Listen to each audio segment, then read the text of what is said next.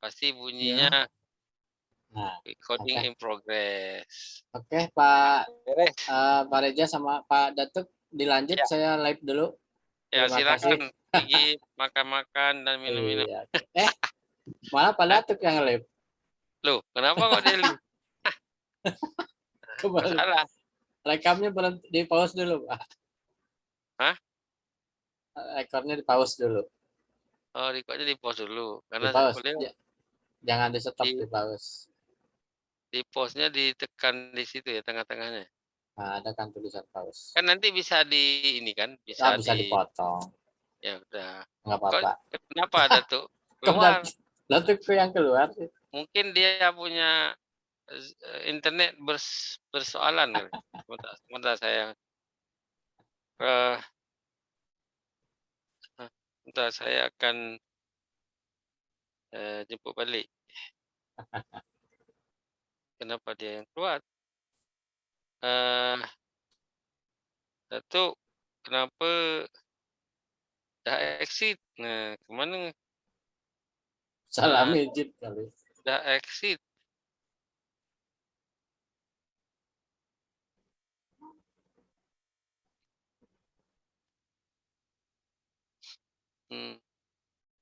Please join again.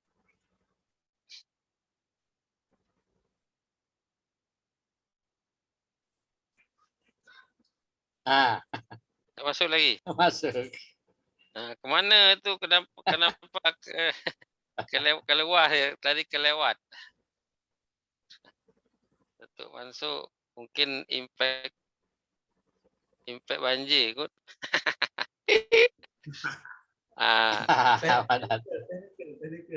Jadi Kang Indah sudah recording ini. Udah Pak, udah. Oke baik lah. Indah live dulu ya. Ya, nanti saya bagi tahu untuk seperti tadi pagi kalau nak habiskan. Ya Pak. Monggo. Oke. Ya, selamat malam Pak Datuk, dilanjut. Iya, insyaallah. Ya, assalamualaikum. Waalaikumsalam. Jadi ini perbincangan khas kan. Jadi macam ini. Jadi macam ini tuh. Dahulu yang namanya warisan itu dominannya adalah harta benda. Ya, dan semacam semisalnya lah.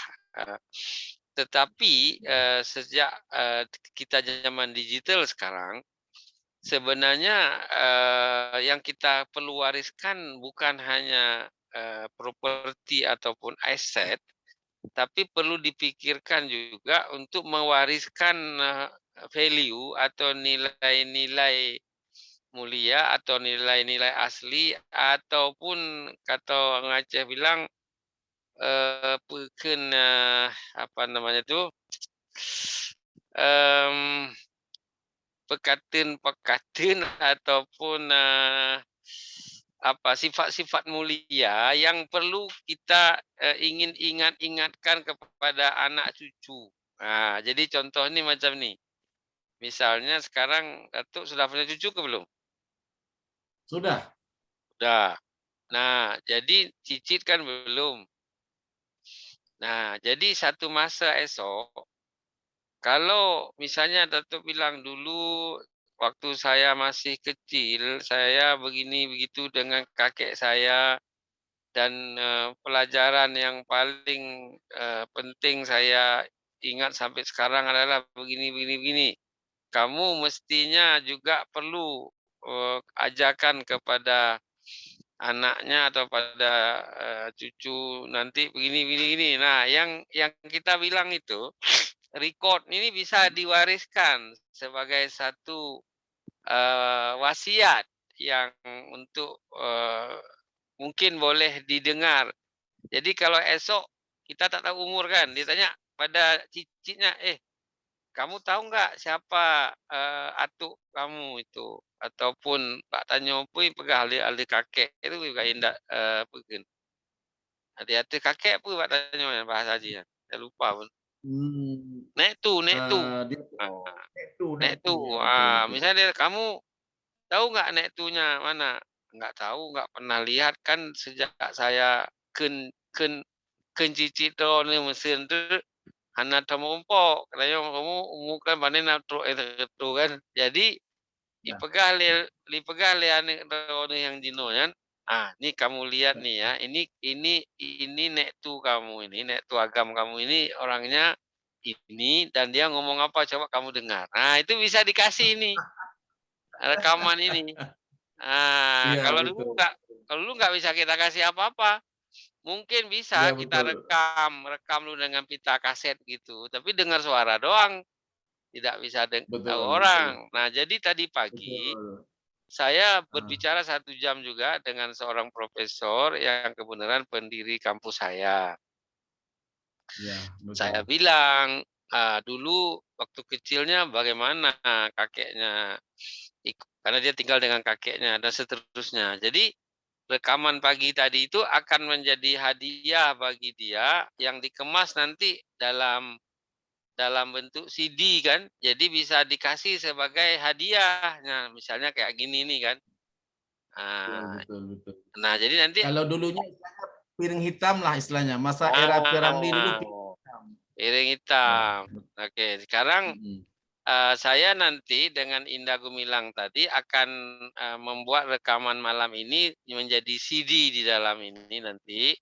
Terus Alhamdulillah. ada cover kita tadi di sini. Betul, Nah, betul, jadi betul, betul. menyodron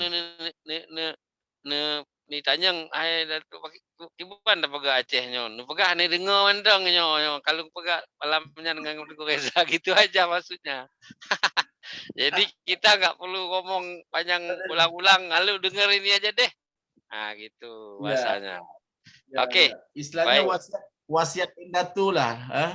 Kalau wasiat itu sasaran kita untuk keluarga.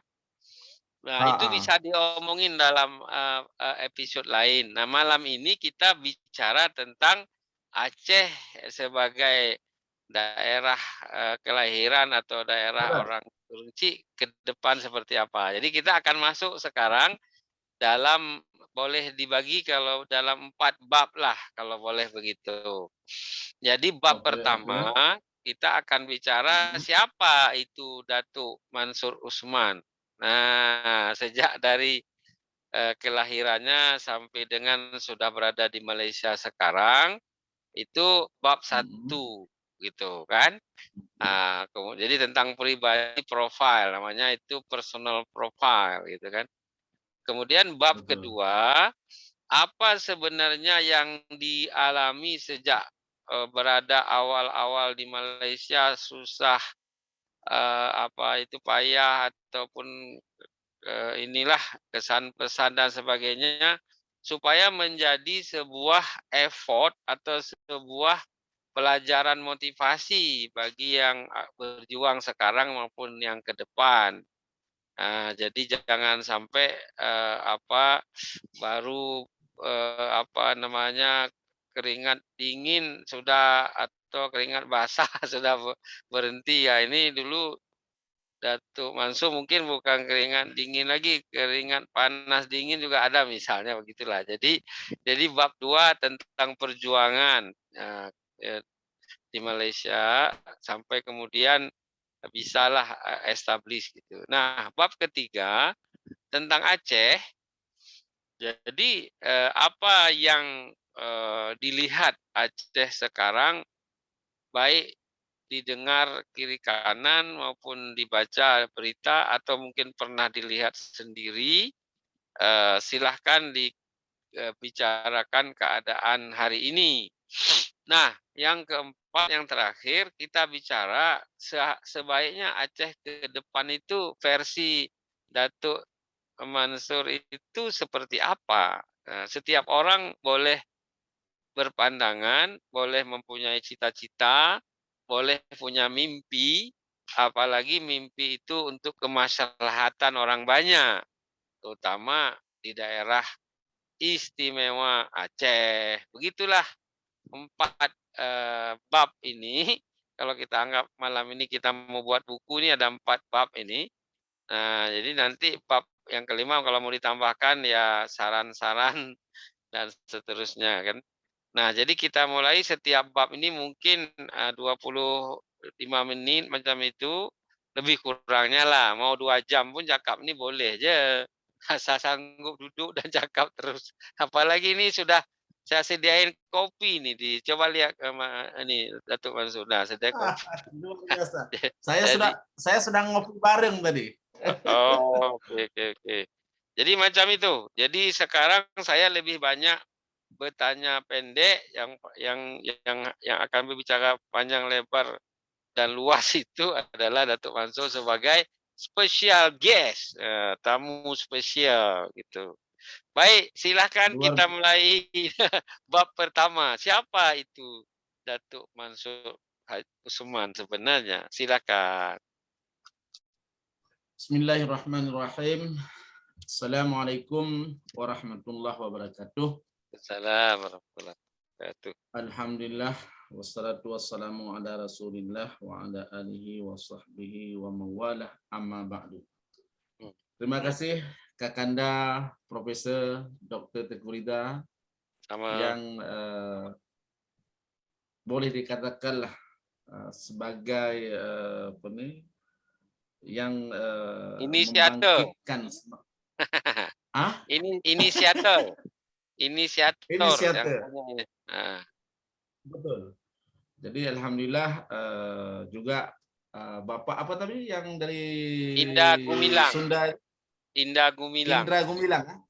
Indah. Alhamdulillah yang dapat hadir sama pada malam Tapi hari dia ini. sudah tidak hadir, dia sudah leave karena yang cakap kita saja nih.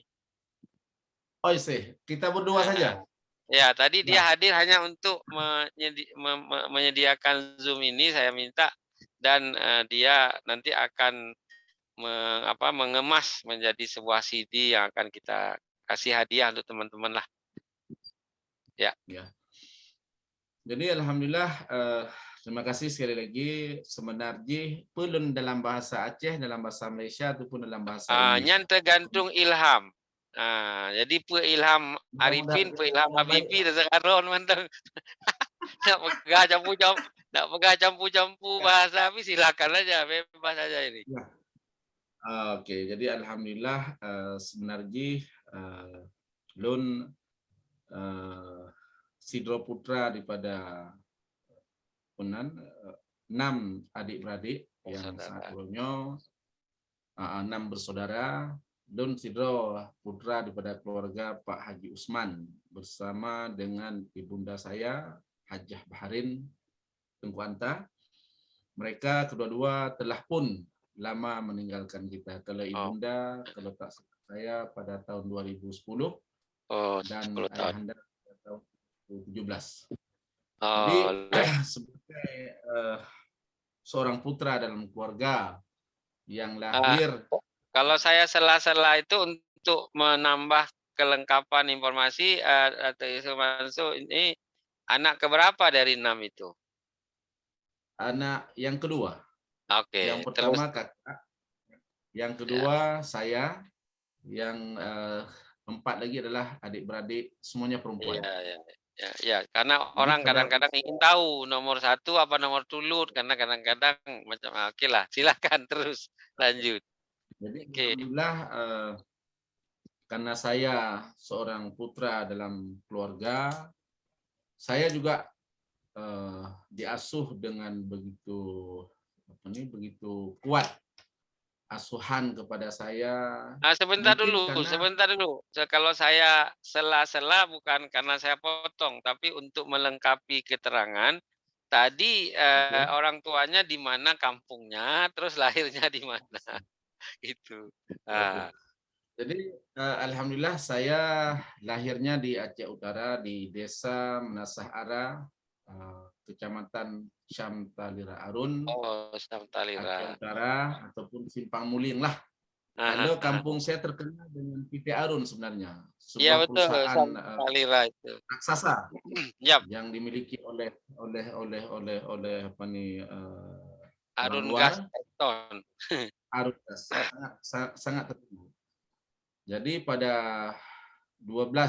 tanggal 12 bulan 10 1963 pada hari Rabu, saya bertuah dapat dapat melihat dunia yang sebenar hasil kandungan saya selama 9 bulan dan atas upaya keluarga yang ketika saat itu dalam kondisi kedua-duanya adalah merupakan seorang petani. Jadi keluarga yang petani al-maklum sajalah.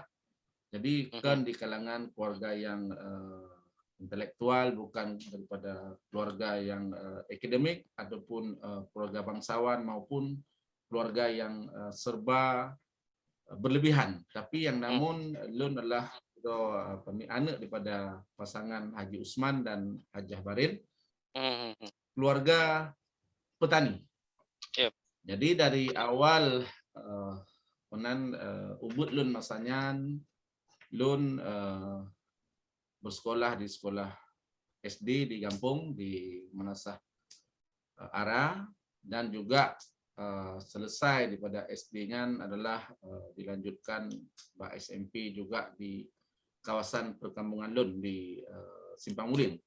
Dalam masa yang saban biasa masyarakat Aceh menyawate urau nyan sekolah wate support kamu main olahraga, putu badminton, putu yang seumpama main bola.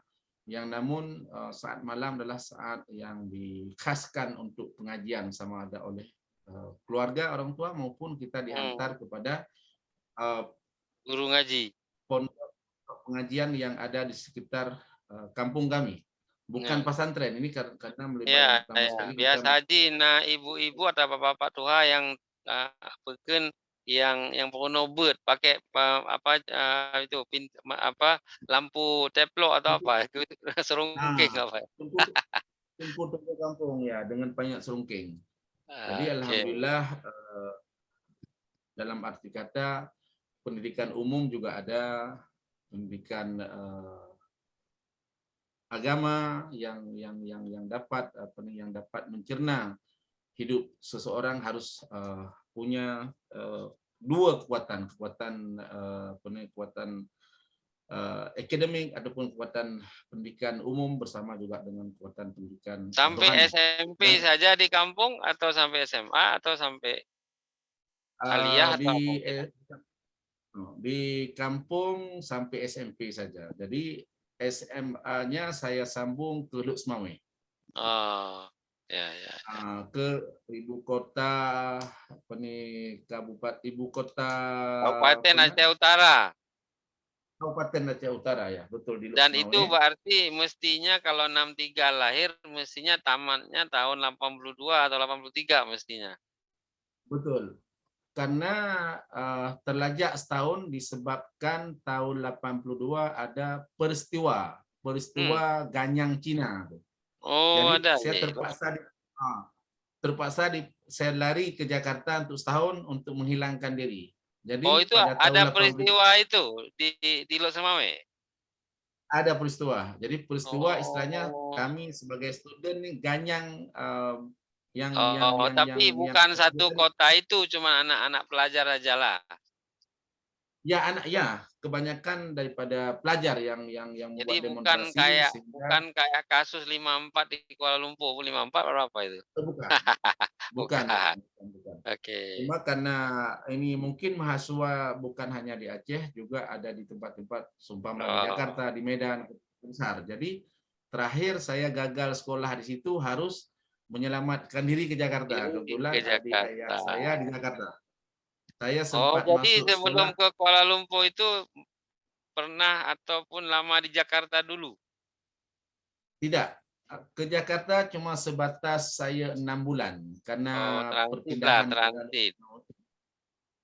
transit ke Jakarta, masuk sekolah SMA di Yapenap di Kuningan. Selama 6 bulan. Terakhir keluarga minta saya dipulangkan karena yang pertama sekali kondisi saya sendiri sebagai anak desa kurang mampu untuk mencerna ilmu yang ada di kosmopolitan Jakarta. Mungkin orang Jakarta pendidikannya sudah begitu hebat. Suruh balik ke Luk Semawe. Macam mana? Suruh balik ke Luk Semawe lagi.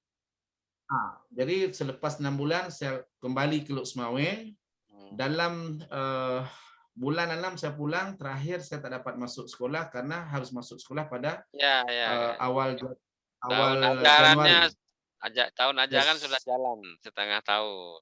Betul.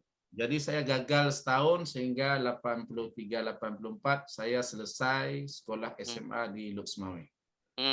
Jadi terakhir selesai saya SMA, kebanyakan teman-teman yang ada di Luk Semawe, teman-teman sekolah saya ataupun kampung saya, kebanyakan mereka selepas selesai sekolah pingin merantau ke luar negeri.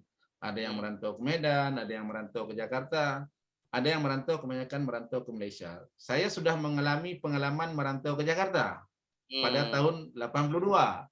Jadi saya tak tergiur lagi dengan Jakarta karena kondisi Jakarta sudah mengalami selama 6 bulan. Jadi saya tergiur dengan pemulangan teman-teman daripada Malaysia yang bekerja sudah 2 tahun, sudah 3 tahun dengan pendapatan yang sangat lumayan. Jadi kita sebagai orang muda yang baru selesai informasi itu SMA, ya betul. Jadi terakhir saya pun bertekad hati untuk berangkat ke Malaysia. Pertama kali gagal berangkat karena bertekad hati ke Malaysia untuk pertama gagal, koma sebentar. Jadi supaya ada intermezzonya. Berarti malam ini saya sudah mengenal 2 alumni Luk Semawe yang keren. Keren bahasa Jakarta. Yang satu Datuk Mansur, yang satu lagi namanya ini Tompi. Dr. Tompi. Pernah kenal tak? Nah, jadi gini, di Jakarta, Tompi ini anak lulusan SMA di Luk Semawe yang kuliah ke Jakarta. Dia itu kuliahnya di Fakultas Kedokteran di UI, tetapi di seluruh Indonesia hari ini orang mengenal dia sebagai penyanyi yang sangat famous. Jadi panggilnya Dok Tompi. Dia sudah jadi dokter sekarang, dokter kulit. Itu teman nyanyinya Glenn Fredly itu yang sudah meninggal itu. Jadi kalau Datuk Mansur mau dengar lagu si atau Brother Tompi ini, nanti klik di internet lagu Tompi. Jadi kalau di Aceh terkenal Rafli, di Jakarta itu salah satunya Tompi ini. Jadi ini alumni Luk Semawe. Jadi kalau Datuk Mansur belum pernah dengar nama ini, setidaknya malam ini saya kasih satu referen alumni Luk Semawe yang berjaya dalam bidang musik. Oke, tadi sampai di kedatangan ke Jakarta, ke Malaysia pertama kali, tapi belum berhasil. Lanjut, silakan. Disebabkan saya minta kebenaran kepada ibu saya ingin merantau ke Malaysia. Wasiat daripada ibu, dia banyak berpesan kepada saya disebabkan saya sebagai seorang putra. Jadi pesannya begini seorang ibu. Dari 6 adik-beradik tadi yang putra, yang tolong laki-laki Sidro dong. Satu aja. Belum patutlah agak tarik ulur sedikit lah untuk dilepas oleh ibu. Ya. Jadi terakhir karena lun pegah lo ke izin kebenaran Pak Ibu, sehingga Ibu pegah lun halun beizin ke Mansur karena hana agam yang lain di rumah. Bahasa Aceh aja ane agam sabo. Buat hang deyu. Ya, kan kata orang psikologis ibu itu dekat ke anak laki, katanya begitu. Apalagi satu-satunya kan begitu ya. Ya betul. Tapi bagaimana kok bisa tembus juga? Udah nggak dikasih, sekarang malah. Jadi karena bulan pertama saya minta izin, dia tak membenarkan. Terakhir saya tak jadi pergi. Jadi sebulan saya masih menyantuni orang tua saya. Ada terkadang dia sakit apa semua sekali, saya santuni kedua orang tua saya sambil hati dia. Jadi bila ada timing yang tepat, saya memesan kepada saudara jauh saya. Saya kepada saudara jauh saya, maksudnya yang beberapa menasah berselang dengan saya, kebetulan jumpa dengan saya di Luk Semawe. Saya juga semasa di Luk Semawe dalam era sekolah saya bekerja di terminal bus di Luk Semawe. sebagai juru jual tiket bus. Oh ya. Perusahaan Melati. Oh, Karena ingat Melati. Untuk income keperluan harian saya, jadi saya part-time kalau sekolahnya petang, saya kerja sebelah pagi. Kalau Jadi sekolahnya pagi, supaya anak-anak muda sekarang kalau dia dengar itu Datuk Mansur bilang Melati, itu kawannya si Melati, ada PM Toh, ada Liberty dan kawan-kawannya. betul. Betul ya. Dia ada Kurnia, ada Melati, ada PM Toh, ada PNB berbagai-bagai lah, apa semua sekali kan.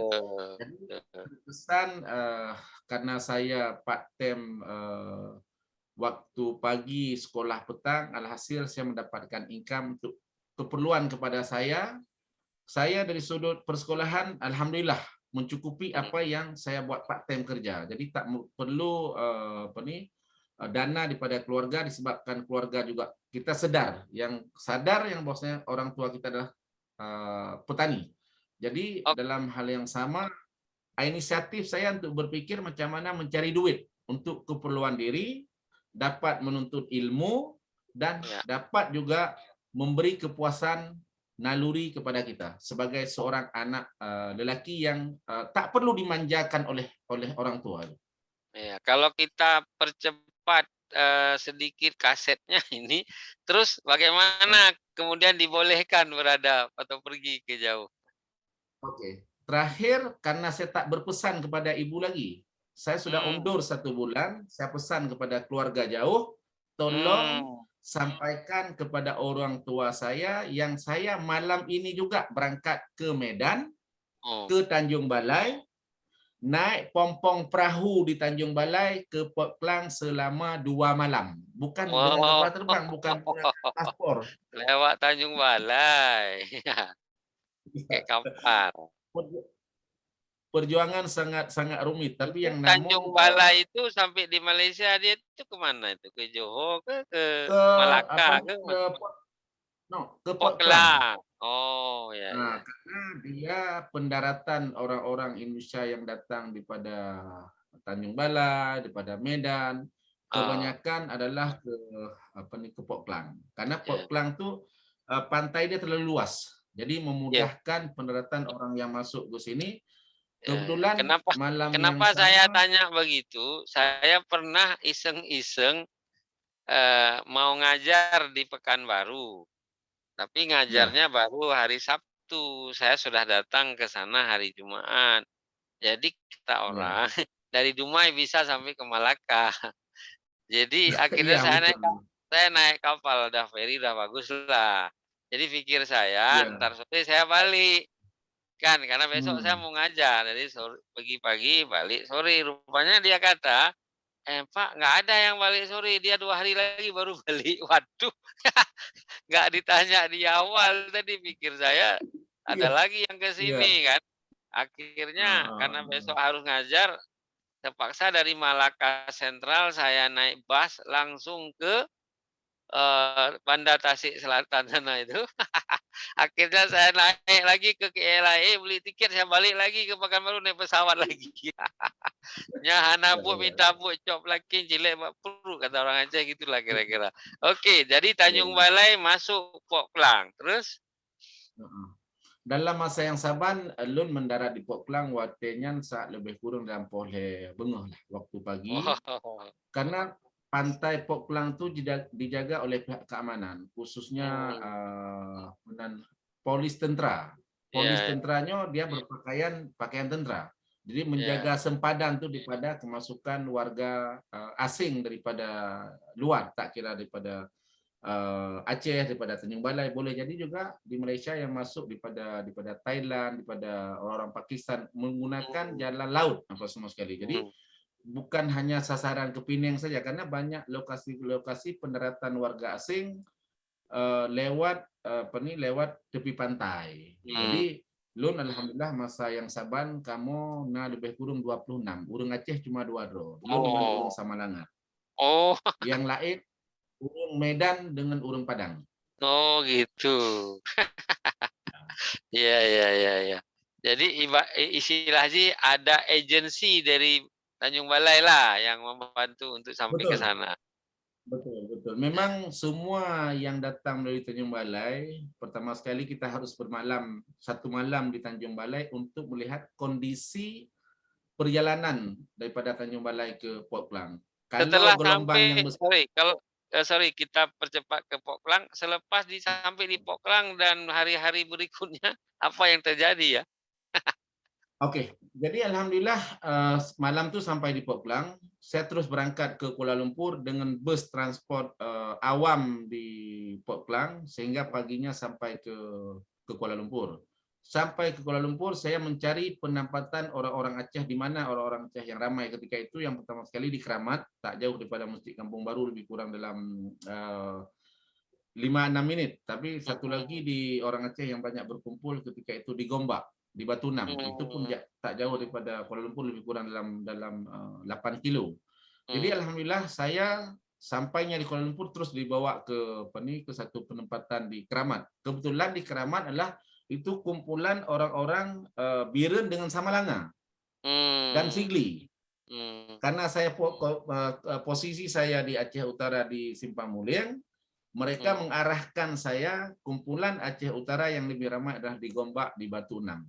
Jadi Gombak itu besok kan paginya ke arah Juni UIA yang sekarang anaknya ya, Datuk juga betul. sekolah di situ itu ya. Ya, kemarin Betul. sudah itu. Terakhir saya dipindahkan ke Gombak. Dalam masa yang sama beberapa hari saya tinggal di rumah bujang, istilahnya rumah orang yang tempat singgahan warga-warga Aceh di situ. Satu orang daripada Pantai Labu yang namanya Ridwan, Bang Ridwan ini datang untuk mencari seorang pekerja. Masih Dia ada orang dia. Pantai Labu. Sekarang sudah meninggal di Aceh, baru pulang, 12 tahun. Dia berjumpa dengan saya, ditanya asal-usul saya bilang saya di Simpang Muliang, ada keluarga di Pantai Labu, terakhir ditawarkan kerja dengan saya. Kerja adalah untuk menjual goreng pisang di Kuala Lumpur. Itu yang maaf, saya pernah ngelihat di Kuala Lumpur itu atau di pinggirannya orang naik mobil sedan. Tiba-tiba minggir kan, saya pikir dia mau lihat ban bocor, rupanya dia buka bagasi itu ngeluarin kuali dan kompor, dia mau goreng pisang, betul itu ya? Itu kalau tahun 2000 ke atas, kalau tahun 1985 tidak begitu. Kita masih menggunakan becak dayung roda 3. Tengah-tengah itu kita letak kuali, disitulah harian kita. Jadi bertahan saya kerja sebagai penjual goreng pisang. Saya tak merasa malu karena pernah saya baca satu surat kabar Tun Mahathir, Perdana Menteri Malaysia 2 kali pernah juga menjual goreng pisang di Pekanbaru. Jadi surat kabarnya saya ada simpan di kantor saya. Kalau Prof nanti datang, dia jualannya di Kedah apa di KL, Pak Tun? Di Kedah. Di kampungnya lah. Di kampung, di Pekanbaru. Pekanbaru memang istilahnya dicoket di sinilah tempat keramaian orang Kedah itu di Pekanbaru. Jadi paling tidak ketika goreng pisang tuh bayangannya ya Tun Mahathir pun pernah melalui perjuangan nih, siapa lagu nanti saya jadi Perdana Menteri juga lah. Oke. Ya, berapa lama itu menggoreng itu? Saya pindah lagi usaha lain atau gimana? Karena al-maklum lah, kita jualan goreng pisang nih kan bukan ada satu daya tarikan yang kuat. Apalagi kadang-kadang bila musiman hujan itu kita tak balik modal, malah rugi dengan bahan yang itu telah di bawah pohon apa di depan toko kayak sekarang? No, di belakang masjid, di pinggir jalan, di belakang Masjid Kampung Baru. Bagus lah, lokasinya udah bagus lah. Udah bagus, tapi karena situasi bila musiman tak cantik itu pun tak lama, selama 2 bulan. Terakhir kawan teman-teman saya bilang, ngoper kepada saya, dia bilang, Mansur, kalau jual goreng pisang, kamu tak akan dapat pendapatan yang banyak. Habis mau jual apa? Kamu harus jual rokok di leher sebagaimana yang berlaku di Jakarta. Ambil itu tas hitam, tas colek itu yang lipat itu.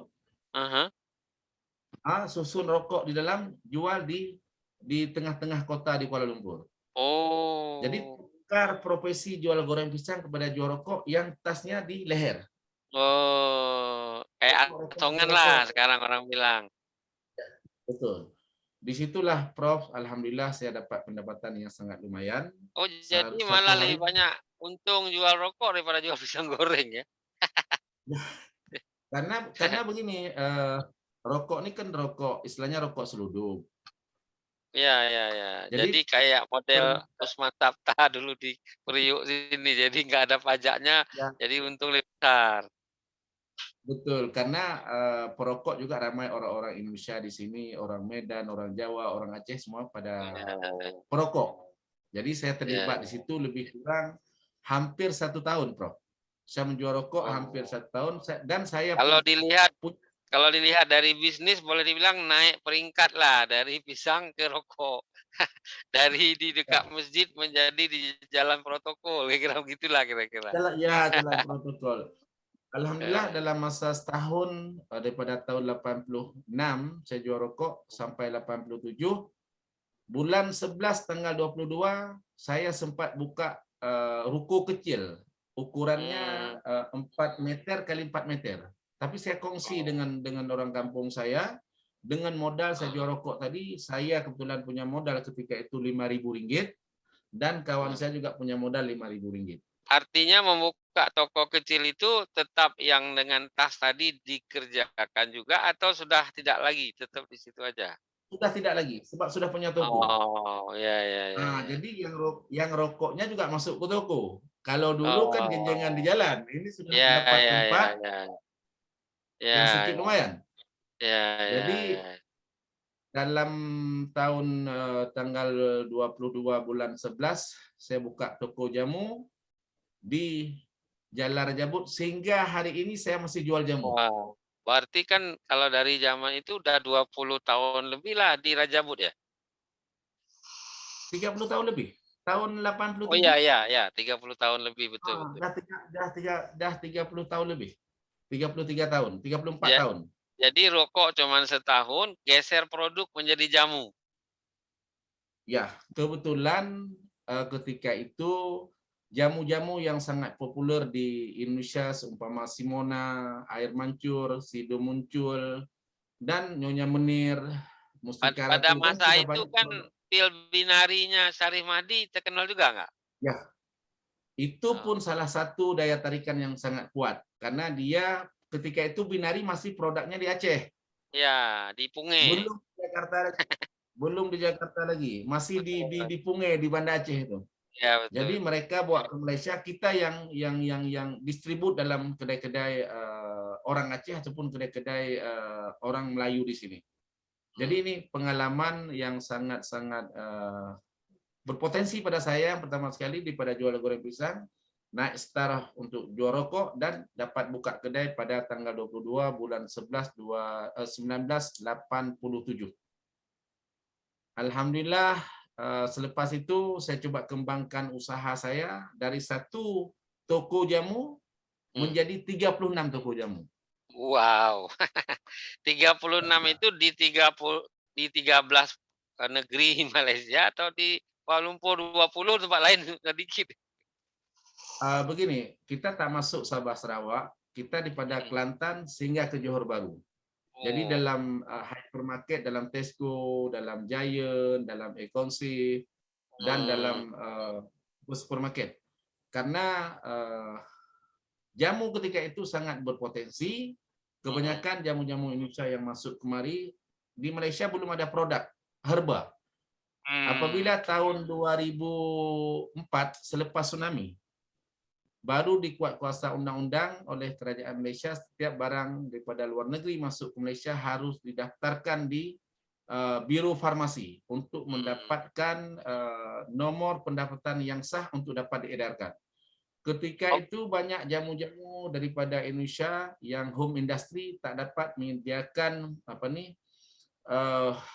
produk yang mendapat pengiktirafan khususnya di Indonesia daripada Kementerian Kesehatan dan juga Kementerian Kesehatan yang ada di Malaysia. Terakhir, banyak produk di Indonesia tak dapat masuk ke Malaysia sebab dia tak dapat kebenaran oleh pemerintah kedua tempat. Ya, artinya pemerintah Malaysia mulai ingin memproteksi produk lokalnya lah, kayak kira gitu. Betul, betul, betul, betul, betul. Oke, jadi bab satunya saya cukupkan dulu siapa itu Datuk Mansur Usman sampai dengan beliau kemudian menjadi pengusaha atau trader atau pebisnis jamu dengan 36. Itu adalah profil pribadinya dari sejak lahir, sekolah, dan sampai ke Malaysia. Nah, sekarang bab 2-nya, seperti apa sih orang-orang di Malaysia sekarang dalam konteks sebagai trader atau pedagang, dalam arti apakah bisnis jamu ini masih menjadi bisnis utama atau dia sudah mulai bergeser atau persaingan makin banyak atau konsumen sudah tidak lagi sebanyak dulu karena muncul macam-macam obat Cina entah apa segala macam atau seperti apa. Jadi bab 2 ini khususnya tentang positioning Datuk Mansur sebagai Presiden Permebam itu. Persatuan Masyarakat Aceh Berketurunan Melayu itu, kalau tadi pribadinya seorang Datuk Mansur, sekarang beliau sebagai pimpinan komunitas Aceh. Itu 25 menit kedua ini bicara tentang itu. Terkait dengan komunitas Acehnya. Alhamdulillah amanat daripada almarhum Tan Sri Sanusi Junaid pada tahun 2002 kalau tak silap saya. Saya selalu mengunjungi beliau di kediaman beliau, di kantor beliau. Waktu itu tinggal yang di Pantai Dalam itu ya? Tan Sri ya Mas, ya betul. Di Bangsar, Ya, di Bangsar. Pantai Dalam 5 apa rumahnya? Saya pernah pergi sekali. Yang banyak perpustakaan buku-buku yang banyak banget itu. Betul. Itu Bangsar, bukan Pantai Dalam, Bangsar. Oh, itu jalannya jalan Pantai Dalam apa itu? Saya Jalan Ma'ruf di Bangsar. Ya. Itu lebih kurang itu berdekatan juga. Kalau yang beliau belakangan buat cafe itu yang di Bangsar itu kan itu yang di jalan utama. Ya. Kalau dulu rumah masuk ke lorong di Bangsar juga tak jauh pada itu, dapat tempat di depan untuk memuaskan umpire lagi. Itu yang dibuat Hotel Jempa. Ya, yang saya sempat hadir sekali ketika selesai, karena kan istri beliau Profesor Lina kan arsitek, jadi baguslah desainnya. Oke, lanjut. Betul. Terus pesan dari beliau. Jadi amanat daripada beliau dah bagi tahu Haji Mansur, orang Aceh sudah begitu ramai di sini dan terima kasih saya kepada masyarakat Aceh. Karena teringat saya tahun 86 kami pernah dipanggil ke Wisma Belia ketika itu yang dipimpin oleh beliau untuk mengumpulkan orang-orang Aceh yang ada di perantauan bersama dengan orang-orang Aceh Kedah turun ke Kuala Lumpur di Wisma Belia tahun 86 kalau tak silap saya lah begitu. Alhamdulillah disitulah orang-orang Aceh dapat mengenali Tan Sri Sanusi Junaid dengan karakternya, dengan perwatakannya, dengan ucapan bahasa Acehnya yang piau. Betul-betul bahasa Aceh. Lagi akram pakai bahasa Aceh. Waktu itu beliau sedang Menteri Luar Bandar atau sebagai apa pada masa itu? Atau MB Kedah? Pernah menjadi Menteri Pertanian juga beliau. Iya betul. Pada saat beliau kumpulkan itu sedang masih apa? Betul, dalam Menteri Pertanian dulu. Beliau. Okay. Jadi karena kita Aceh perantau, beliau antara Menteri Pertanian, Menteri Luar Bandar, MB Kedah, mana lebih dulu beliau dapat amanahnya? Itu Menteri Pertanian dulu. Habis itu MB Kedah? No, Menteri Luar Bandar. Habis itu baru Menteri Besar Kedah. Baru kemudian ke UIA. Yes, jadi Presiden UIA. Betul, ya, betul. Jadi kita sekarang bicara, beliau bilang ini masyarakat Aceh sudah banyak, Haji Mansur, terus apa yang dia minta? Oke, jadi saya mengadu kepada beliau. apabila kami selalu membuat majlis Maulidin Rasul yang kami undang di kalangan masyarakat Aceh di beberapa daerah. Terkesan dia selalu saya panggil sebagai buat ucapan utama ataupun apa disebut dalam bahasa Indonesia yang pemidato yang jemputan untuk pidato. Ya, pembicara Jadi, kunci. Ya, pembicara kunci itu. Jadi alhamdulillah selalu dia berpesan untuk menjaga ukhuwah masyarakat perantau, khususnya masyarakat Aceh dan masyarakat setempat di sini memang harus ada sebuah paguyuban yang kuat, sebagaimana paguyuban Jawa, paguyuban Minang, paguyuban Madura, paguyuban Bengkinang berbagai-bagai. Saya interaksi dengan beliau, dia bilang di Malaysia ini ada Aceh Sepakat yang dipimpin oleh beliau, di Malaysia juga ada Imam Ikatan Masyarakat Aceh Malaysia yang kantornya di Kedah. Jadi untuk kami sebagai pemegang IC merah ataupun pemegang pasport sebagai tenaga kerja tak dapat menjadi ahli kepada Imam Ikatan Masyarakat Aceh di Malaysia dari sudut undang-undang di Malaysia, karena di badan ROS di Kementerian Dalam Negeri tidak membenarkan orang asing duduk dalam sebuah organisasi.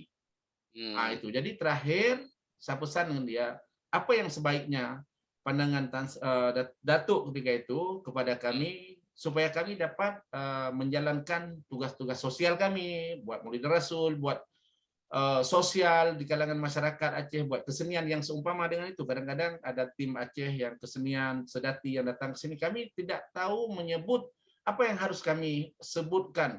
Sebut kumpulan Aceh, komunitas apa ini kami ini gitu.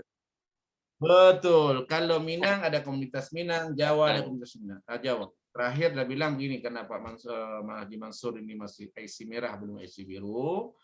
Teruskan dengan perjuangan kamu, dengan upaya masyarakat Aceh yang ada di sini, kebanyakan masyarakat Aceh yang buat dagang di sini. Kamu bentuklah sebuah community Aceh Malaysia. Belum Melayu, community Aceh Malaysia.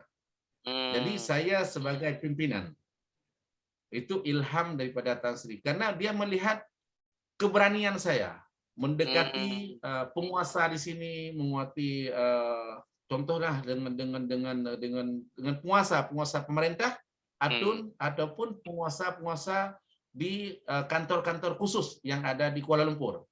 Jadi keberanian itu ada di keberanian bertemu atau berakses dengan orang-orang yang boleh dibilang punya positioning di government kan gitu ya. Betul.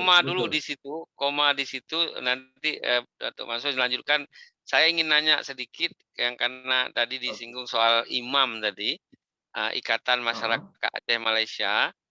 Kebenaran sebelum beliau wafat, setahun sebelum wafat kalau saya sempat diajak buka puasa di restoran sederhana yang baru dibuka di dekat di Akar itu, di gedung Akar apa sebelah yang Akar itu.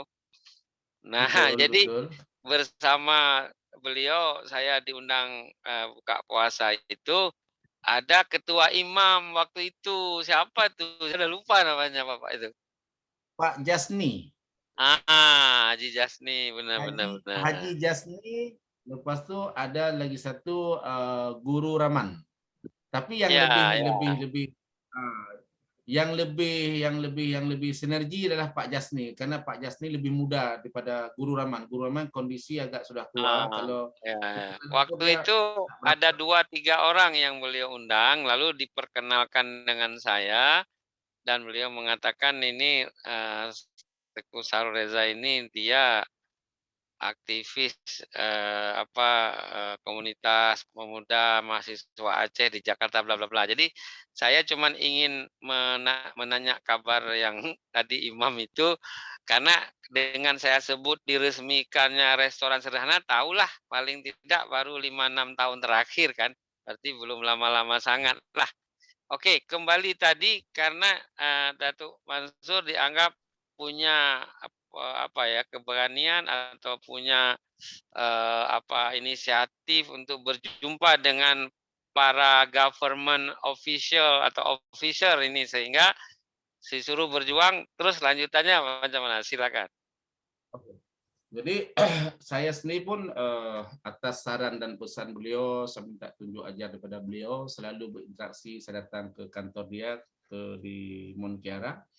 Jadi setiap majelis Maulid Rasul kami sudah berani Maulid Rasul masyarakat Aceh Malaysia. Belum ada komuniti lagi. Jadi Maulid Rasul masyarakat Aceh. Setelah mendapat pesan daripada beliau, baru kami meletakkan Majelis Maulid Rasul Komuniti Aceh Malaysia. Jadi satu kumpulan besar, termasuk bukan hanya di Kuala Lumpur, di Kelantan, di negeri-negeri bagian di sini semua menggunakan Maulid Rasul Komuniti Masyarakat Aceh Malaysia. Jadi kalau dia pun dihitung, maaf Dr. Mansur, kalau dihitung-hitung dikira-kira lah sampai dengan tahun 2022 bulan Januari saat ini, kira-kira berapa ramai masyarakat Aceh ada di seluruh Malaysia kira-kira lah? Alhamdulillah masyarakat Aceh yang paling ramai sebelum tahun 2020, sebelum pandemik, saya menganggarkan ada 500.000, setengah juta orang Aceh yang ada di sini. Berarti lebih ramai orang Aceh di Malaysia daripada orang Aceh di Jakarta lah.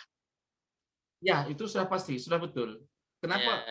Ada orang soalan media di Aceh, Serambi tanya dengan saya, Pak Mansur bilang dalam media orang Aceh ada 500.000. Betul saya bilang. Saya melihat kondisi dagang orang Aceh di setiap daerah, di pelosok sama ada di kota ataupun di kampung. Jadi kebanyakan lahir kedai-kedai Aceh selepas tsunami.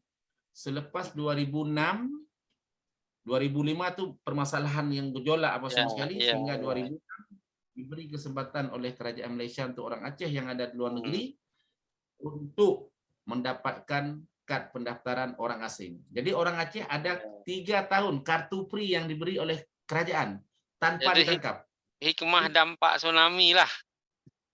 Masya Allah, Masya Allah. Bila diberi kesempatan oleh pemerintah, orang Aceh tak ditangkap, orang Aceh boleh buat apa saja. Buat dagang, buat kerja, apa saja. Yang tak boleh memiliki, seumpama kalau kita beli mobil, tak boleh menggunakan nama, ataupun kita membeli kediaman, tak boleh. Tapi untuk tinggal, bekerja, membuat usaha boleh. Inilah kesempatan yang sangat luar biasa yang diberikan oleh. Apabila kita potret dari sisi ke domisili tinggal, itu rating 1 sampai 5 yang terbanyak apakah Kedah itu sendiri karena ada Kampung Aceh atau tetap Selangor atau Kuala Lumpur? Mana rating terbanyak orang Aceh 1 sampai 5 saja? Dia yang paling banyak sekali adalah di Selangor, karena Selangor ini kan kawasan industri.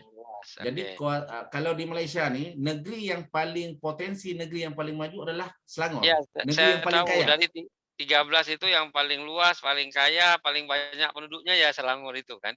Makanya saya sering bilang Selangor itu Jabodetabeknya lah, kayak kira macam itu. Ya, Jabodetabek, betul. Jadi Selangor yang terbanyak. Keduanya? Keduanya Johor Bahru. Oke, ketiganya? Ketiganya orang Aceh yang paling banyak di Penang, karena di Penang banyak industri. Ya, betul. Sebagai pekerja. Karena dulu ayah saya itu dari ID itu bisnisnya ke Penang dari tahun 40-an sudah. Oke, betul. Yang keempat? Betul. Pahang. Urutannya. Pahang banyak perkebunan. Kalau di Penang banyak tenaga kerja di di sektor industri. Yang keempat Pahang. Kalau di Pahang di perkebunan. Sayangnya nggak ada orang Aceh yang dapat Siti Nurhaliza ya, karena dia kan orang Pahang.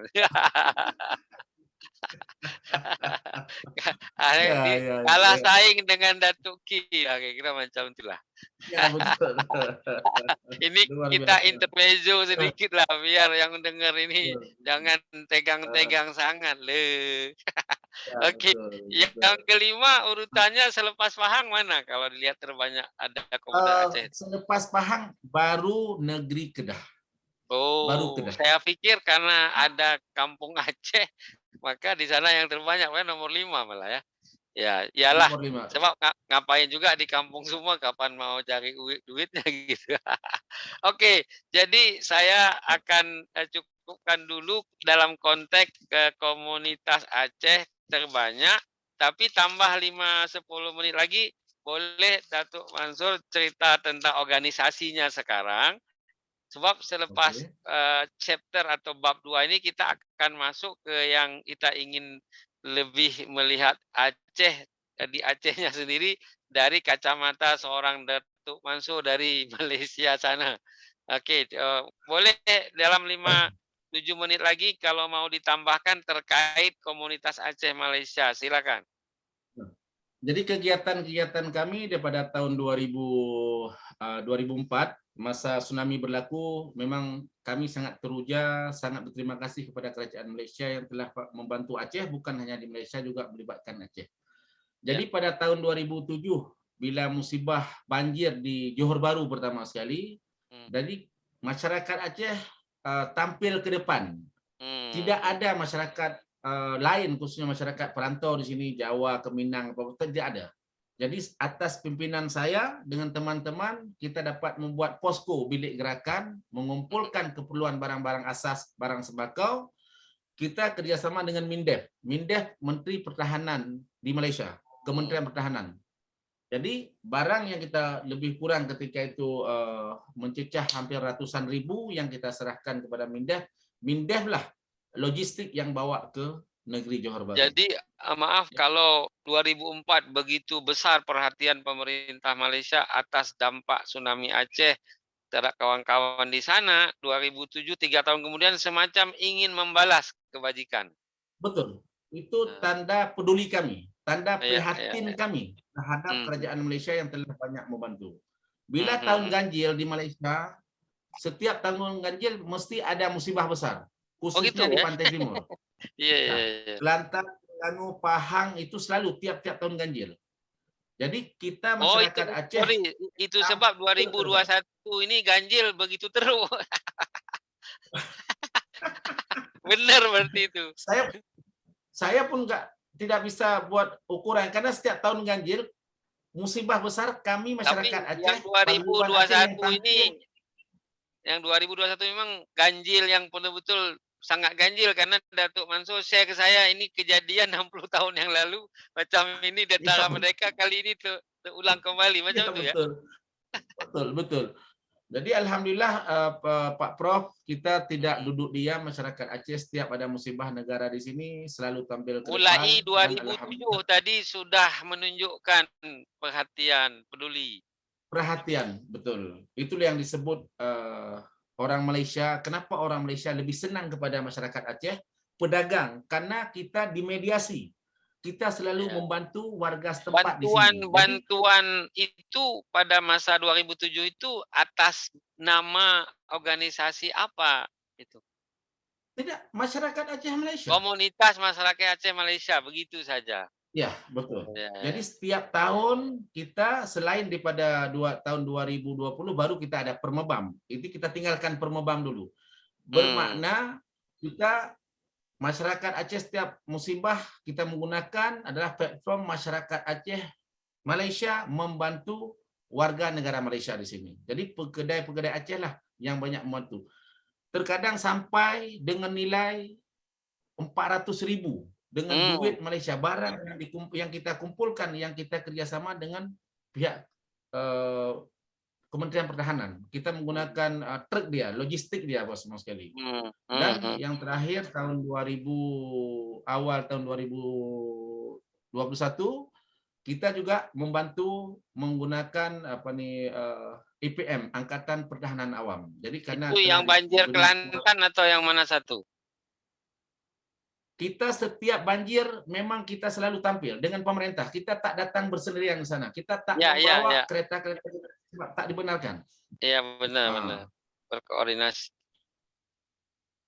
Iya. Jadi itu istilahnya bantuan komunitas Aceh dari mana-mana negeri dikumpulkan bersama, kemudian lalu kerjasama dengan Kementerian Pertahanan untuk distribution dan pembagian supaya tidak ada kes-kes yang menyebabkan apa salah sangka ataupun trouble lah macam itu ya. Ya, trouble, betul. Ya. Jadi disitulah pihak KBRI sendiri, pihak kedutaan sendiri sangat memberi penghargaan. Saya juga sebagai tokoh yang mendapat penghargaan pada KBRI, jasamu dikenang. Ketika itu ada 5 tokoh besar yang dapat. Masa Dai Bahtiar duta besarnya atau siapa? Bukan, Herman Prayitno. Selepas Dai Bahtiar, Herman Prayitno. Dia angkatan tentara udara lebih kurang ya, begitu. Benar. Alhamdulillah, saya melihat dia bilang begini, Pak Mansur, kalau semuanya dia bilang paguyuban di sini bersatu hati sebagaimana pimpinan Pak Mansur, kami KBRI sangat berbangga dia bilang. Cuma Pak Mansur aja komunitas Aceh. Saya bilang Pak Dubes, karena begini, kita musibah besar di Aceh, Kerajaan Malaysia membantu. Waima dia, kenapa tidak? Kita harus prihatin, membantu sesama. Kalau orang telah membantu kita kan ada punya kewajiban untuk membantu orang lain. Kebetulan posisi orang Aceh dalam dagang. Jadi mudah barang-barang keperluan sembako yang diambil dalam kerja itu untuk diantarkan sendiri kepada mangsa keperluan. Betul. Oke, karena tadi saya bilang 5-7 menit menyangkut bab 2 ini, maka kita geser ke bab 3 sekarang.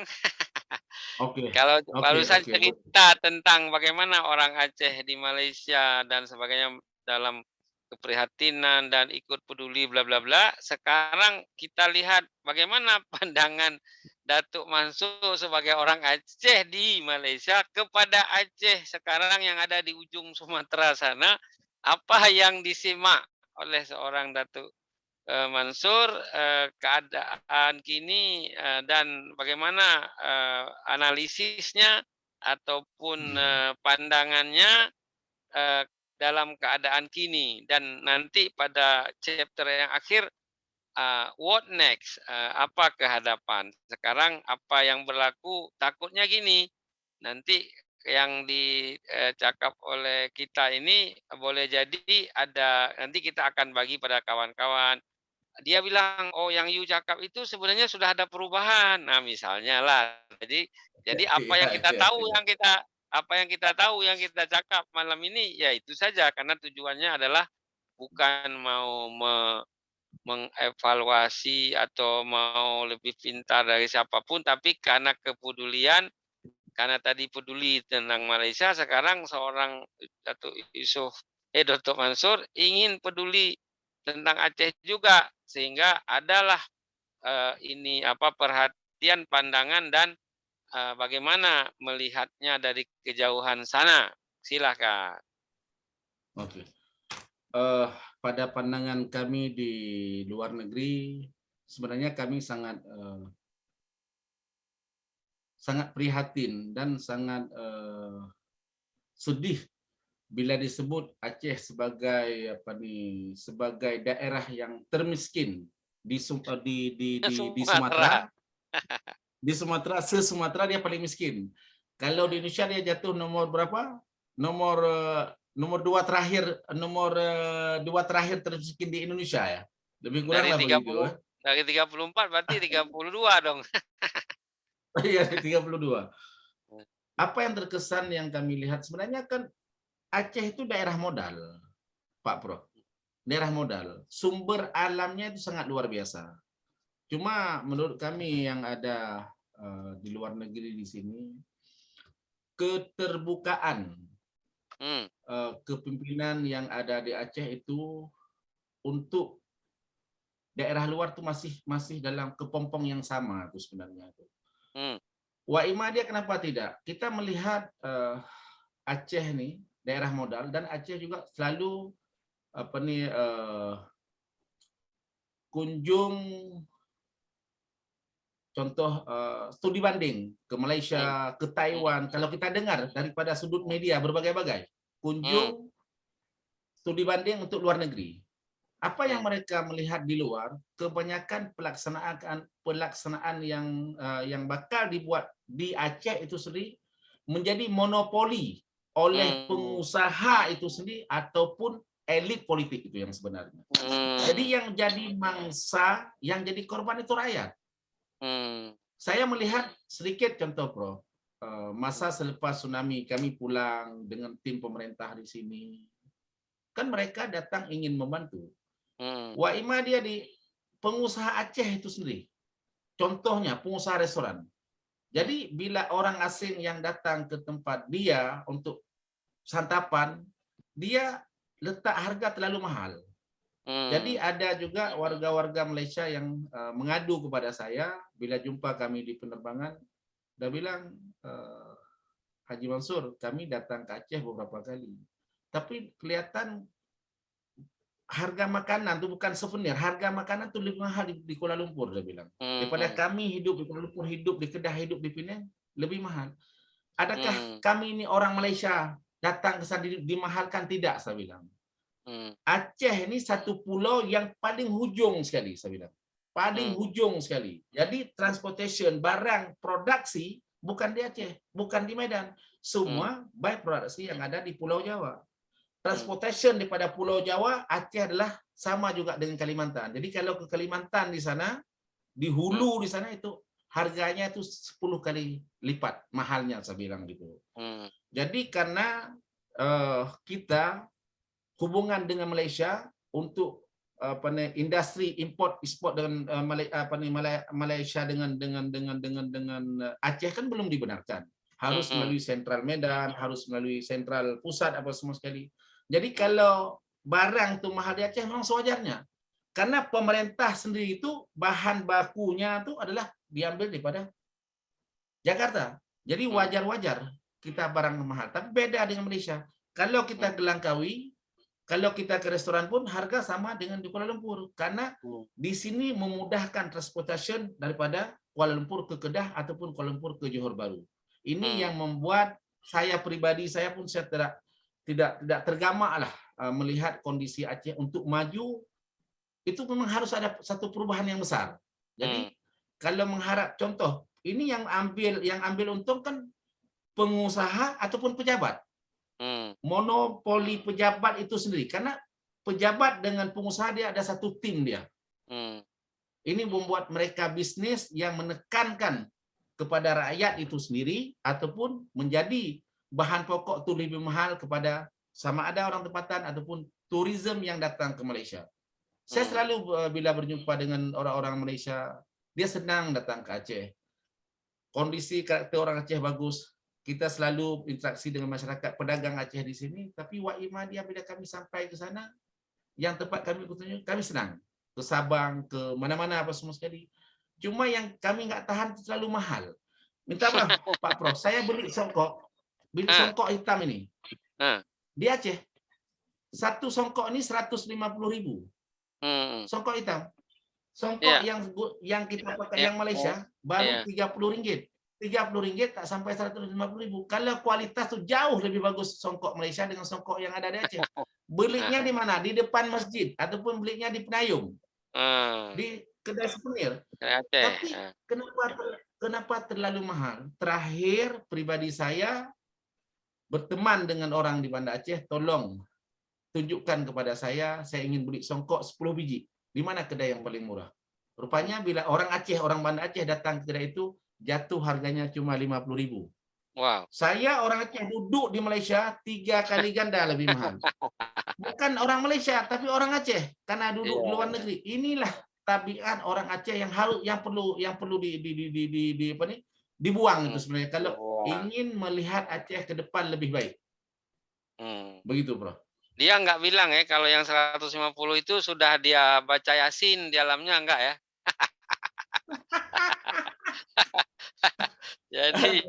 jadi istilahnya karena Prof, kalau di Malaysia di restoran kan ada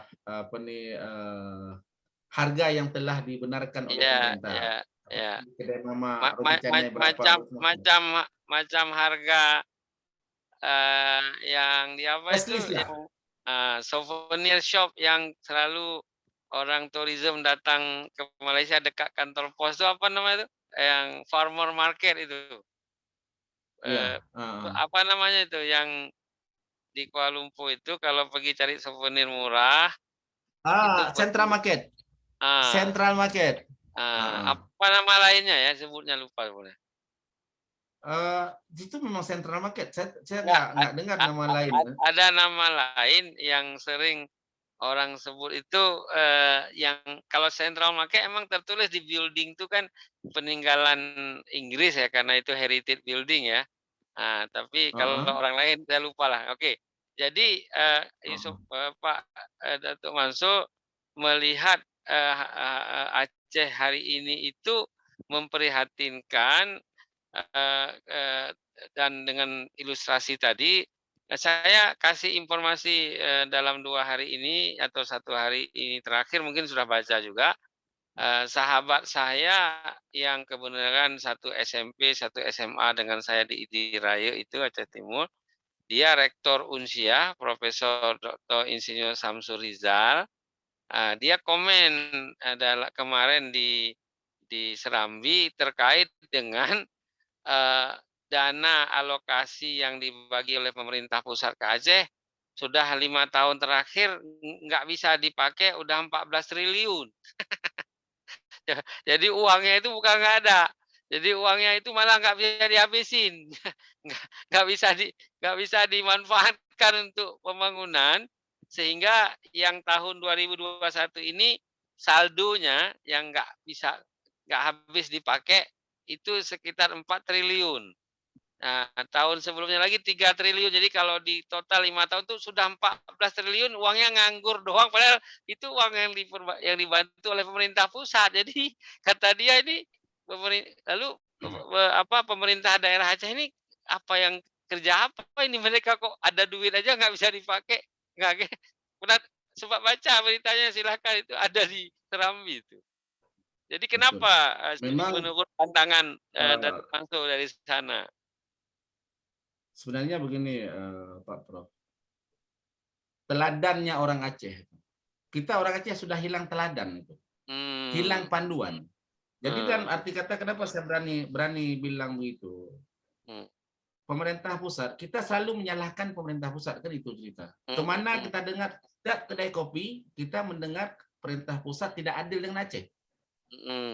Ternyata kita tahu budget yang diberikan oleh pusat kepada Aceh sangat besar daripada budget daerah-daerah yang lain.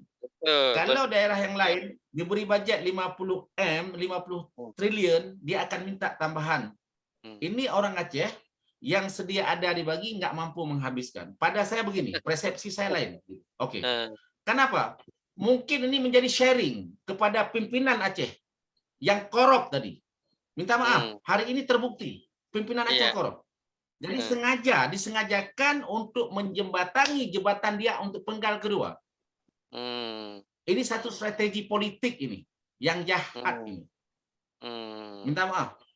Itu tujuan dia. Seakan-akan Aceh ini bukan tak mampu berbuat, tapi ada negosiasi dengan satu badan yang ada di pusat. Sehingga ada win-win situation. Ini yang kita kesalkan. Sebenarnya peruntukan Maaf saya luruskan, karena Menteri Dalam Negeri saja sebagai pemerintah pusat itu menegur gubernurnya, kenapa ini uangnya kok nggak dipakai, kenapa kok disimpan di dalam bank deposito. Ini dia malah menegur karena presiden kesel, kenapa ini dikasih kok malah nggak dipakai, lalu gimana rakyatnya mau kerja mau apa, karena nggak ada penggunaan uang, jadi belanja nggak dilakukan. Jadi bukan pemerintah pusat dengan tadi itu bersekongkol, malah pemerintah pusat dongkol, ini kenapa kok uangnya dikasih malah nggak dipakai, ini kayak gitu.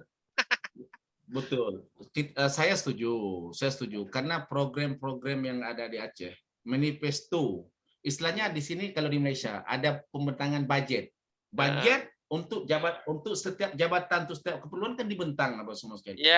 Ini pemerintah Aceh menerima bulat-bulat, tetapi masa di parlemen Aceh tak pernah dibentang, cuma hap-hap.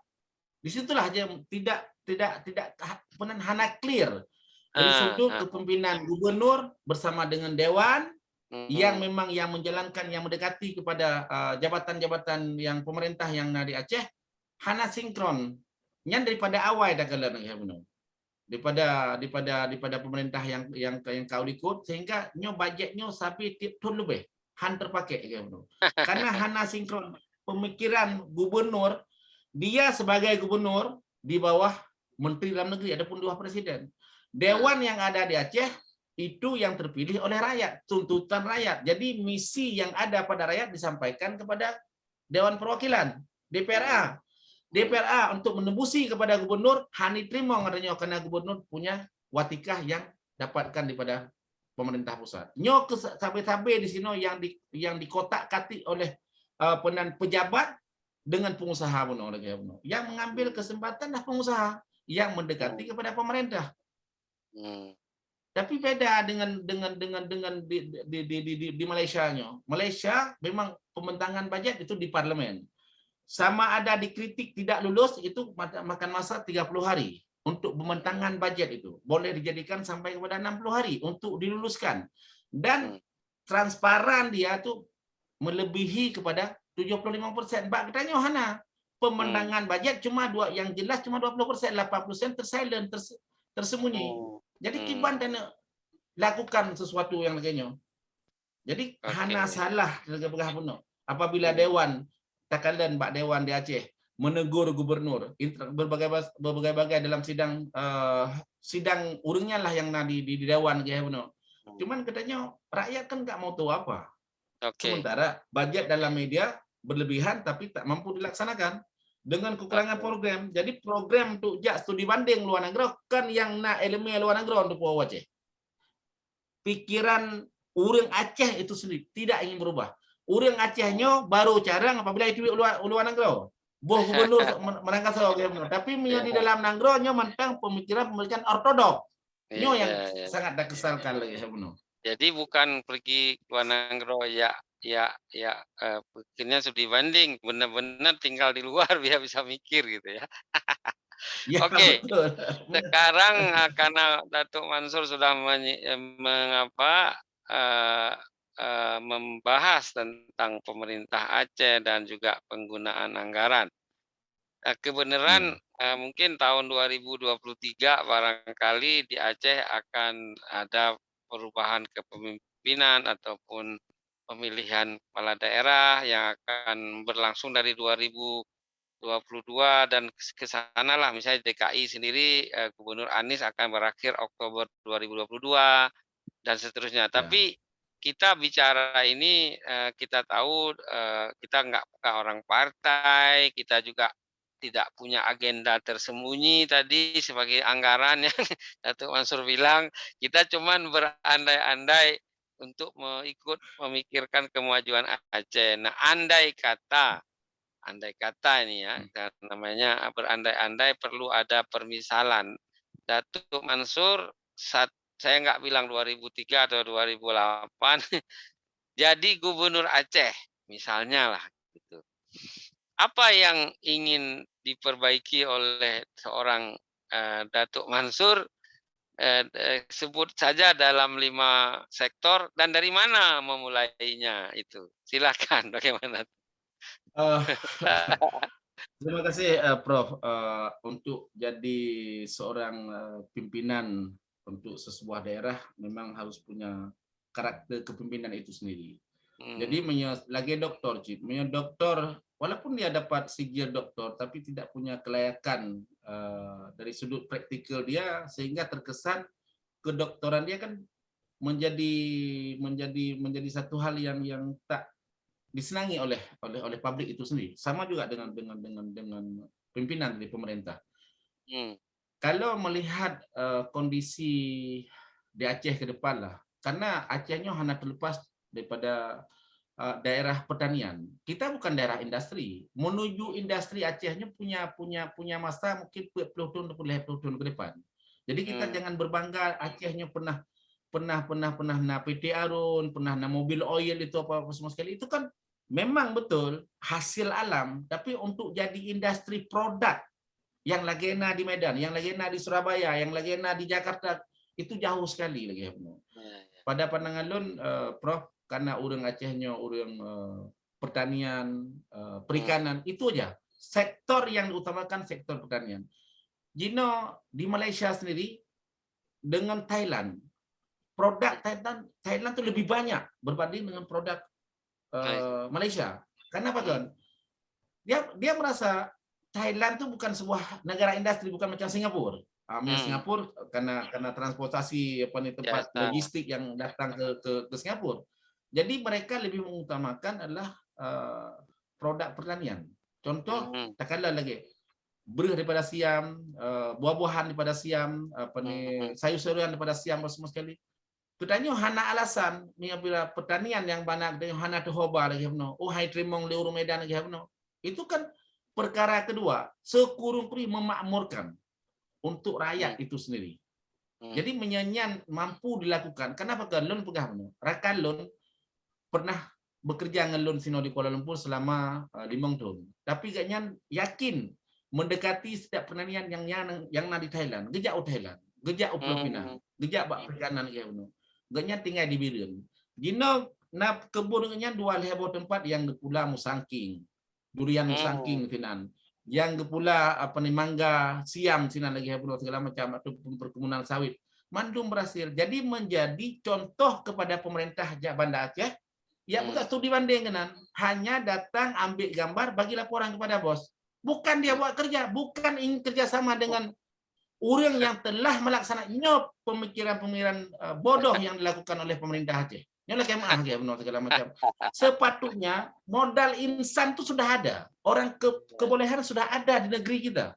Kenapa tak kita besarkan mereka? Kita beri fasilitas kepada mereka. Nyohana, ganyang mengadu balun. Hai Datuk Mansur. Ketanya sama-sama di Kuala Lumpur. Nejak buat pertaniannya, nejak buat perikanan, nejak kena kedih segala macam. Tapi hotel lon Aceh cuman urang kantor jak dengan motor sedan, jak cok gambar, jak pegak dapuran bi kepada pemerintah. Adakah sebatas itu saja lagi habno nyaman ke pegah? Jadi pegah. Ini nasib bangsa katanya yang dianiaya oleh bangsa kita sendiri. Jadi beda dengan tempat gop pegah lagi habno. Jadi di Malaysia lengkalan dari sudut pertanian walaupun tidak standing dengan Thailand, tapi yang pasti kita punya lahan yang besar. Contoh lagi Takengon, Ino di Genting Helen, Cameron Helen yang bekerja kebanyakan orang Melayu yang kerja adalah orang Bangladesh, orang Burma, orang Nepal lagi segala macam. Wa imadi tetap persaingan. Bak katanya hana mengharapkan mandum adalah barang-barang yang dekat daripada Pulau Jawa ataupun daripada Medan untuk Aceh. Part yang di Aceh itu sendiri yang mengeluarkan hasil yang dibuat baik dapegah Malaysia jauh tat. Medan sendiri nyan adalah toki-toki Medan yang bagi modal kepada orang itu. Sabo tu, lon pernah menumpuk tahun 2008 dengan tiro pengusaha di Lok Semawe. Lon yang puput don sampai nejak Medan. Lon buka kilang roti di Riau. Lon buka kilang roti di Padang. Bahkan hanu Aceh. Masalah kondisi Aceh tidak damai. Jadi alasan orang Aceh pekaya dro luar negara kan di Aceh. Nyo yang permasalahan karena karakternya watak kalaganyan lagi Pak Prof. Yang harus diubah oleh orang Aceh sendiri. Jadi miatan puga orang Aceh di Malaysia Pak Prof yang kerja di sini jiblo toko di Aceh. Iblo kebun di Aceh. Iblo apa saja sawah bendang mandum di Aceh. Tapi orang Aceh yang napeng hani pegat usaha di Aceh. Malah ipegat usaha bahkan bangsa Aceh yang bekerja di sini. Itu tabiat kiban dan sebut lagi nya. Prof. Kamu yang mendengar di sini murah-murah boleh ada dengar lagi habno. Jadi punya laganya perwatakan pemerintah gubernur sekalipun lagi habno. Nothing. Hana siapa yang maju ke Aceh. Lagi ada pegah. Orang Aceh jet di Mekah ini, jet dibuka kedai runcit. Apa hotel di bawah Aceh jet jet lagi habno. Tapi kena bantuan yang diperuntukkan oleh pemerintah kepada pengusaha-pengusaha yang karena kebolehan lagi habno. Kadang-kadang harus menggadai, kadang-kadang harus mencari modal kepada orang asing, orang luar lah. Pinjam modal kepada Cina yang di Medan lagi. Jadi budget daripada pemerintah tidak melihat potensi orang Aceh yang sudah ada kemampuan. Ini yang boleh pemerintah harus membuat perubahan besar. Jadi satu, kalau seorang Datuk Mansur Usman jadi gubernur Aceh, akan memperbaiki sektor pertanian sebagai salah satu andalan dalam kemajuan Aceh. Memang harus itu. Yang nomor 2, apa yang mau dibuat oleh seorang gubernur Datuk Mansur? Misalnya lah begitu kita cakap nih.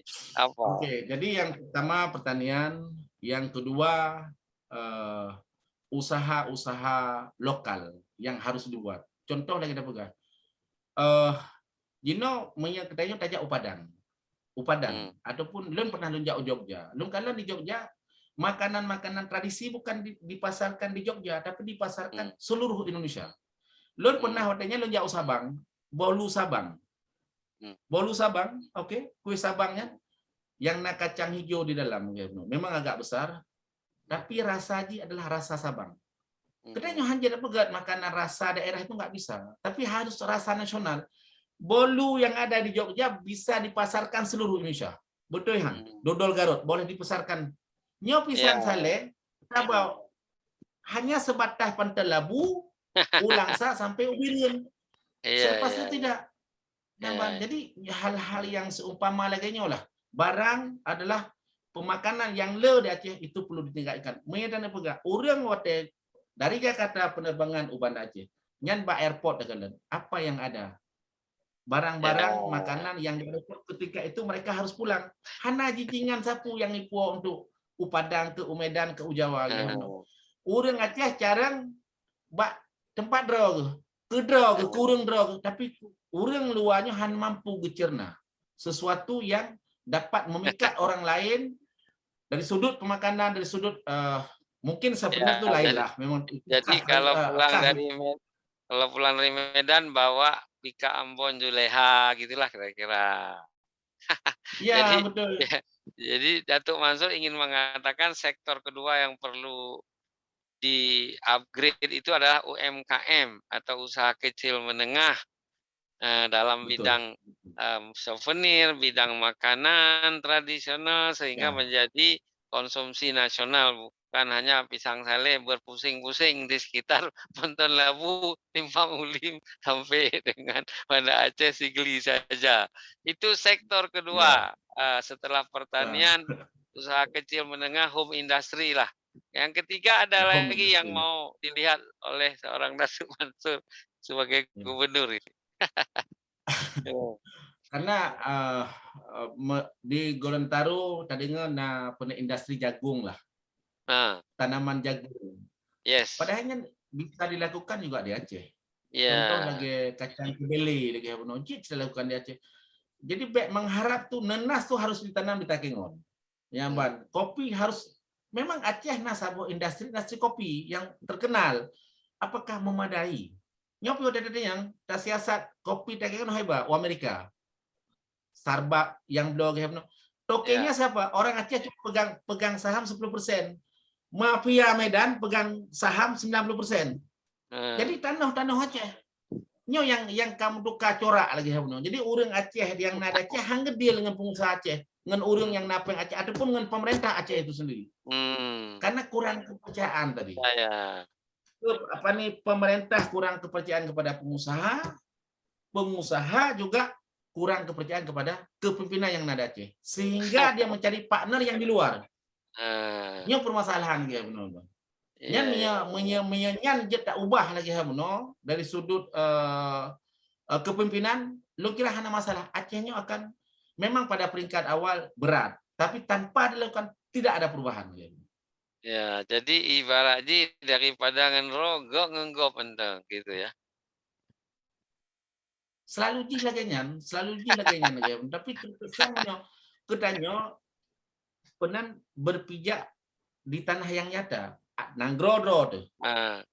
Usaha kalau Datuk Mansur tadi mencontohkan jagung di Gorontalo misalnya ya, itu masa Fadel Muhammad jadi gubernur Gorontalo, saya 2-3 kali ke sana dan Bang Fadel saya kenal baik dan pernah ngobrol di Pendopo juga, pernah bareng-barengan di RRI. Jadi sebenarnya penghasil terbaik jagung itu sebenarnya sebelahnya Ternate. Tapi karena Fadel gubernur Gorontalo ya jadi yang terkenal Gorontalo, sehingga presiden pun sampai 2 kali datang ke sana. Dan jadi Datuk Mansur ingin mengatakan nomor 3 di Aceh setelah pertanian dalam arti potensi sebagai sebuah industri pertanian, yang kedua UMKM atau home industry, yang ketiga ingin disebut mungkin oleh Datuk Mansur itu adalah produk unggulan.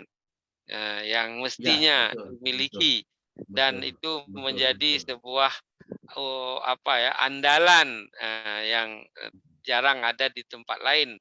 Apakah kedelai, apakah dan tadi contoh jagung kalau di Gorontalo. Itu yang ketiga. Apakah ada yang keempat dan kelima lagi yang mau ditambahkan? Ada. Silakan. Ada. Jadi satu lagi, katanya terlihat Acehnya memang subur dengan perikanan.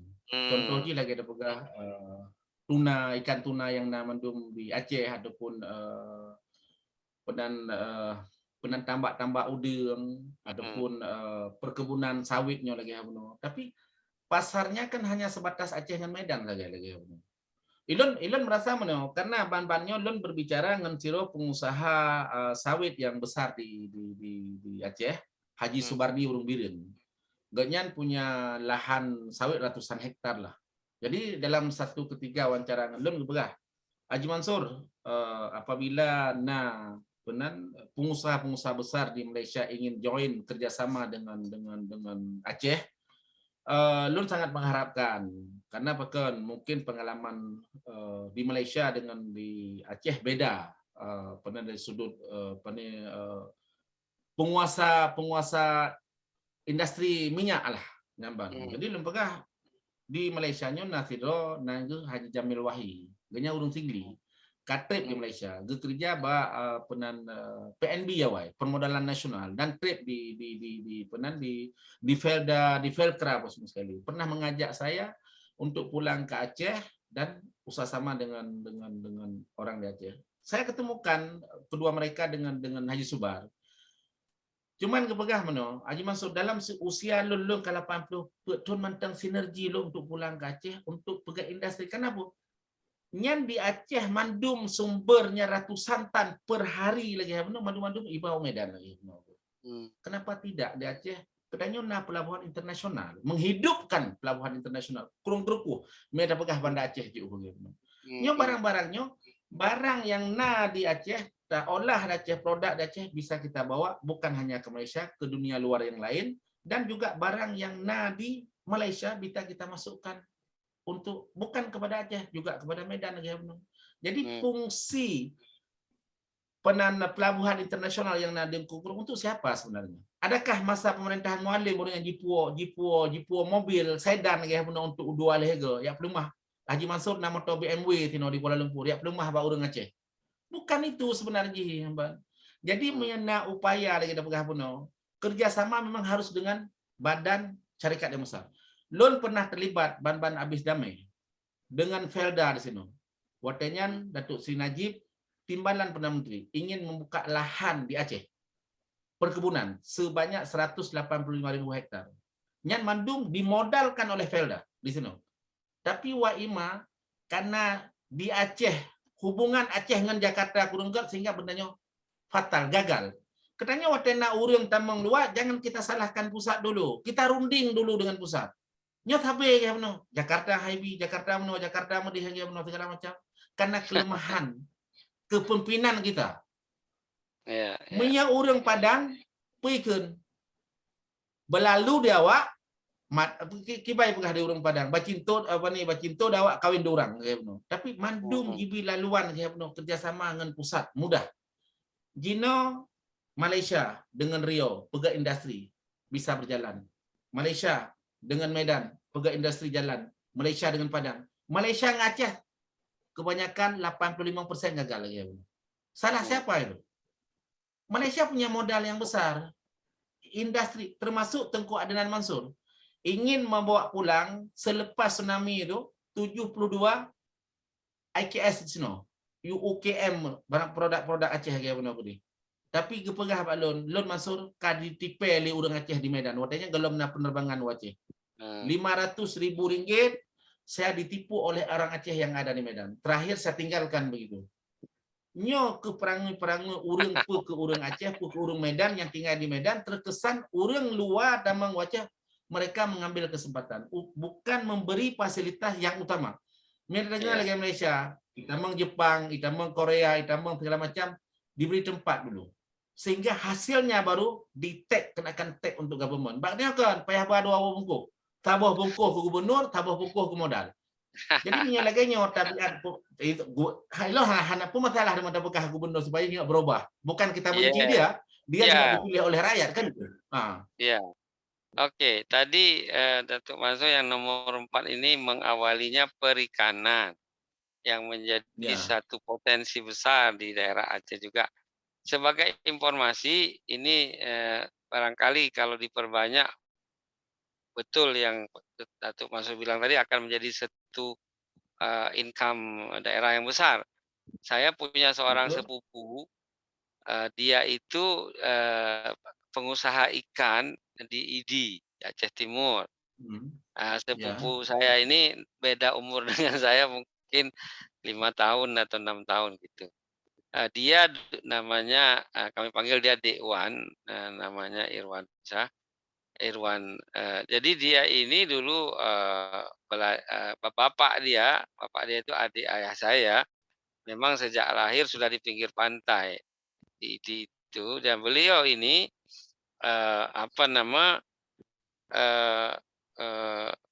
sekarang ikannya itu sudah sampai ke Bogor, malah ke Jakarta, ke Kerawang, ikan tuna sekarang, karena dia punya cold storage.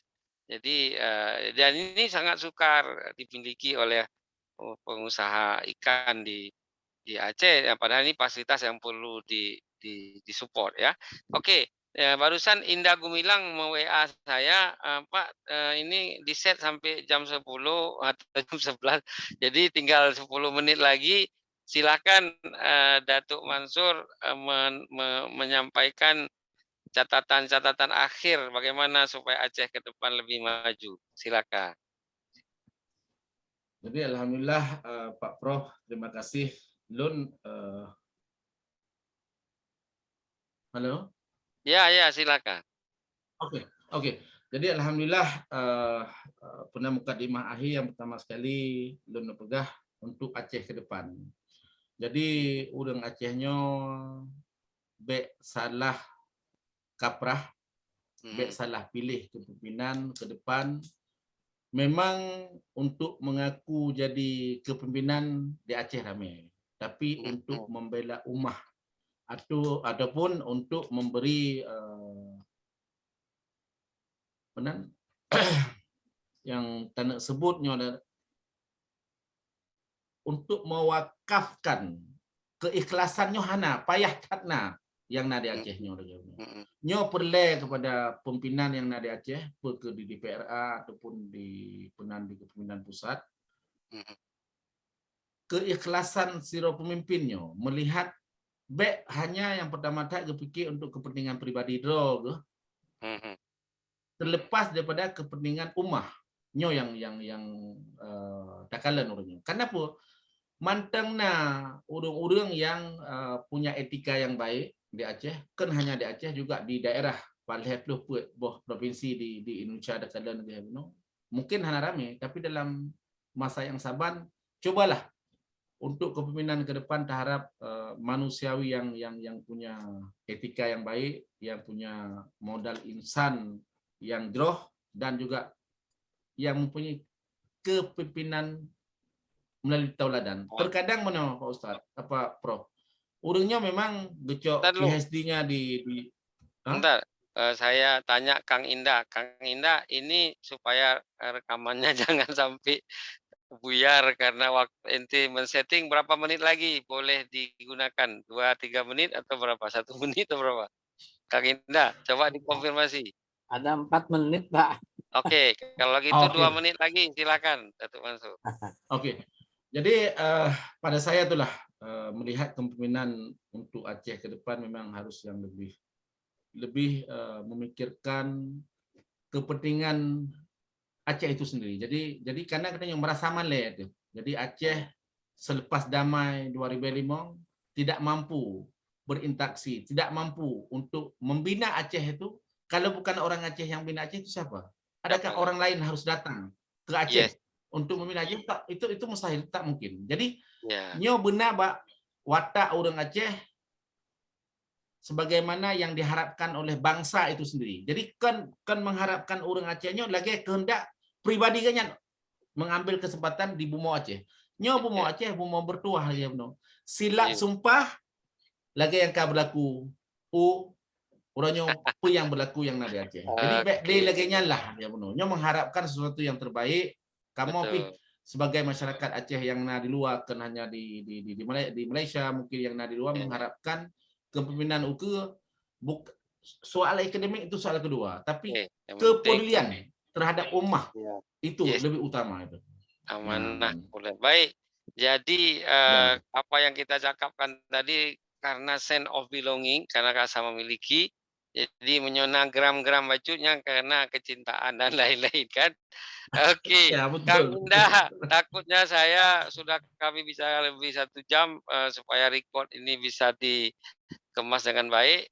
Saya mengucapkan terima kasih yang sebesar-besarnya kepada Datuk Mansur atau Datuk Haji Mansur Usman untuk waktunya berbagi dalam rangka kemajuan Aceh ke depan. Daun sirih, daun kayu, terima kasih, thank you. Kembali ke Kang Indah Gumilang. Oke, boleh pantun dari Lun, pantun terakhir. Jit, pantun apa? Boleh, sila.